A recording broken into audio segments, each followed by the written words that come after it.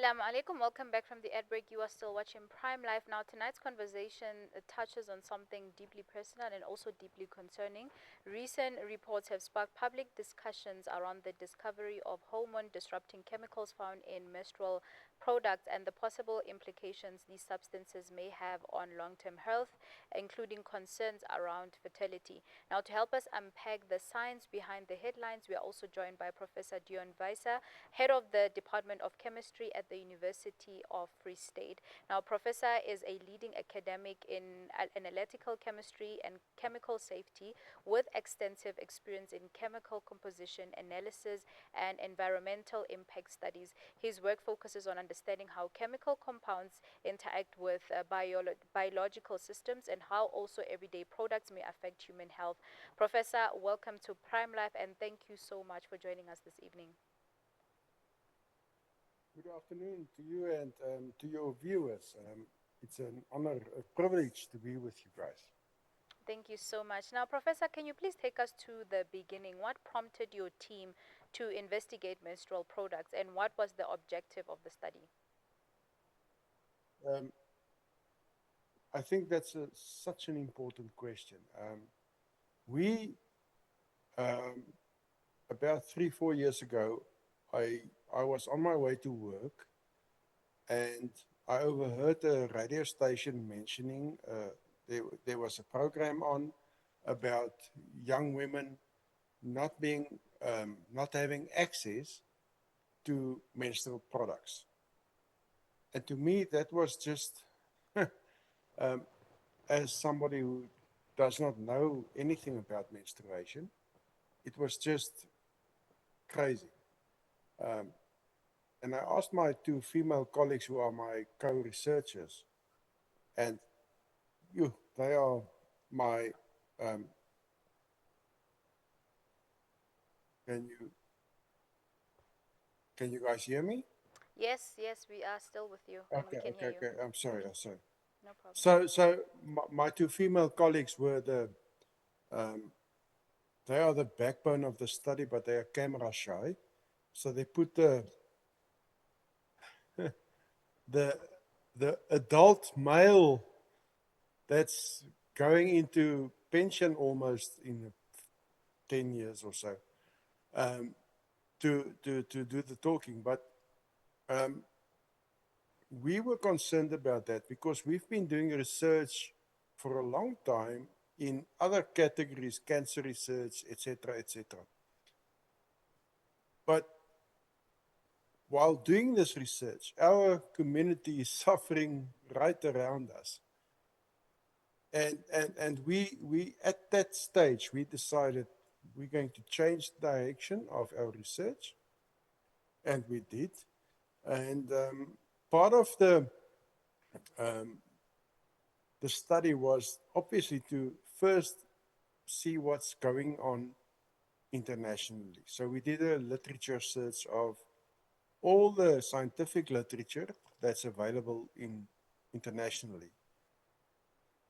And we've since then, obviously, no, not obviously, but and this was incredible. We included um, colleagues from our sociology department to really bring the female aspect and the end user aspect into the design of new products, also into this um, research. But part of that included two large review articles that we published a year and 2 years ago. Um, and that showed that internationally, um, there are many countries that have exposed, I don't want to use the word exposed, that sounds terrible, that have shown that disposable sanitary pads still contain harmful chemicals. And we wanted to test what's happening in the South African environment. And that is where this study comes from. Mm. And also, what specific chemicals were detected in these products? And, were the levels consistent across all brands or did it vary, specifically to certain brands? Great question. It was more or less consistent. We tested for 3 groups of chemicals. They are bisphenols, parabens, and phytalates. They are all called endocrine disrupting chemicals. And I have to say this because there's been a lot of uproar on social media where TikTokers and people who want to get views use some of the information to create chaos. That was never the intention. Our intention was always and is still to engage with manufacturers, regulators, and government, and we've been able to do that since the study has been published. But we found that at least of the 16 pads we tested and the 7 panty liners, we tested that all of them contained at least 2 of these endocrine disrupting chemicals, which we call EDCs, and it's easier if we use the word EDC going forward. And also from a chemical and biological standpoint, why are these what do you call this, chemicals or substances potentially problematic, and what are they actually doing to our bodies? Okay, so again, not to create panic. They are called endocrine disrupting chemicals because they look like hormones, and if they enter your bloodstream, they act like hormones. And they take the job of hormones and they start doing what the disrupting part says. They disrupt all the biological processes that you can think of. They have been linked, and remember now, I'm saying this again, because we have to be really careful about the information that goes out. They are linked to female diseases like infertility, endometriosis, and in some cases even cancer. So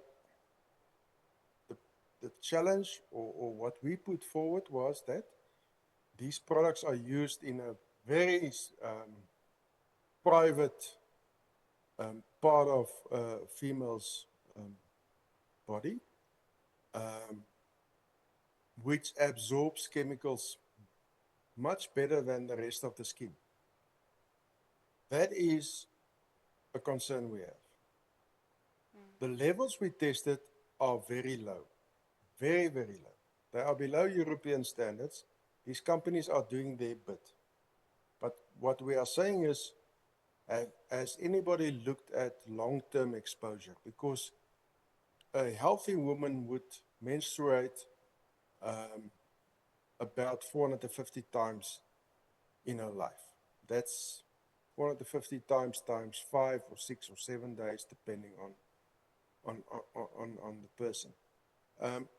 That's a lot of exposure in combination. But our concern wasn't that, and our concern wasn't also to name and shame companies. Our concern was that these chemicals are also in other products, personal care products, mascara, shampoos, conditioners. So our research question that we can't answer at the moment, but we are engaging to start and answer that, is what is the combined exposure? What is this cocktail of chemicals that men and females are consuming every day? Because there's another aspect to disposable sanitary ware. They stay in the environment for 500 to 800 years because they don't decompose easily. While they decompose, they are releasing these toxins anyways into our water, our soil, our agricultural products, and into us. And that is our concern. We didn't want to create this panic that happened. TikTokers did that, unfortunately. And just speaking about also long-term effects and what has been happening on TikTok and social media, there has been a lot of public concern around infertility. And based on your findings, is there direct evidence linking to these chemical levels to infertility, or are we just speaking about increased risk that's going to happen over time if we continue using the products? It's a fantastic question. Thank you. No, we haven't created any links to any of these diseases because we're chemists. Uh, we're not medical experts, um, and we haven't done any clinical trials to prove that.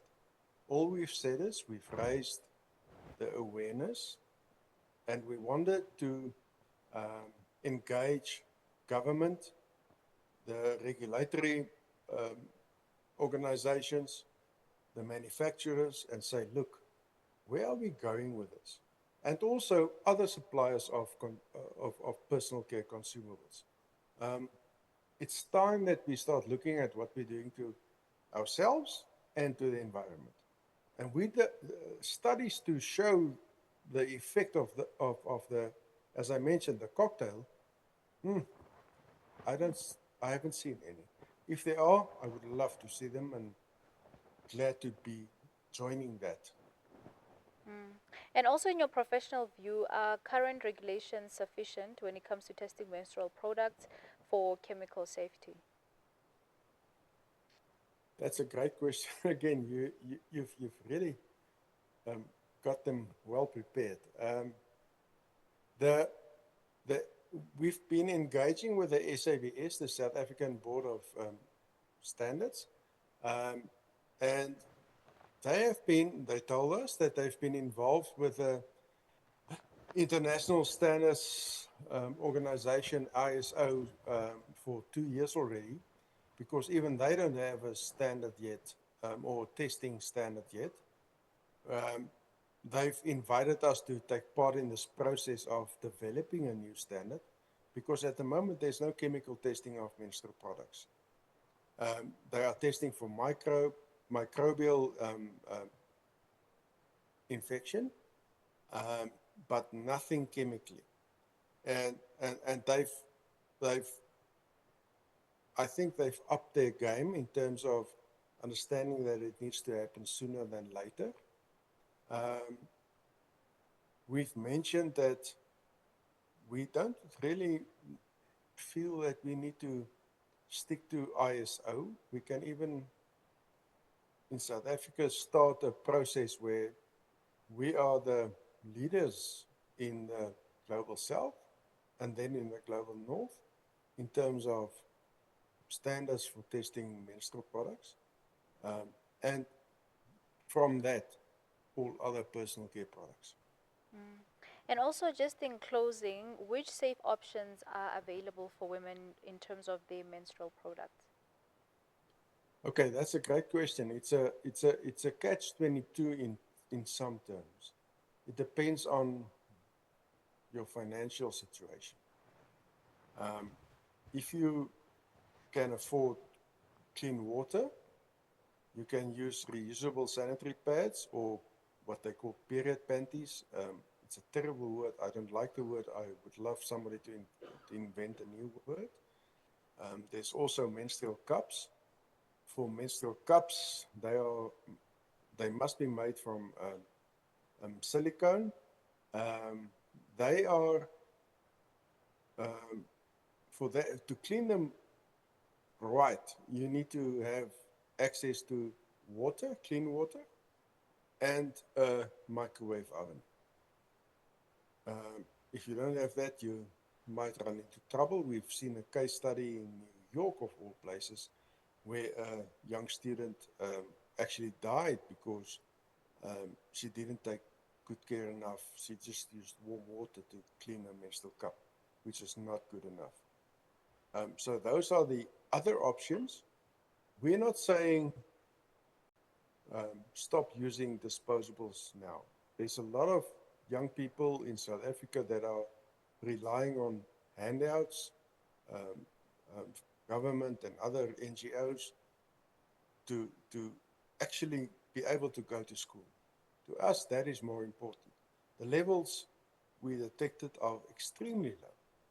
But we are working on it, and I think that's the message. We are working on it to be, in the next few years, to change the safety of these products as it is. At the moment, the levels are very low. In Europe, everybody's happy, but obviously, I believe I'm an African. I believe we should have our own standards.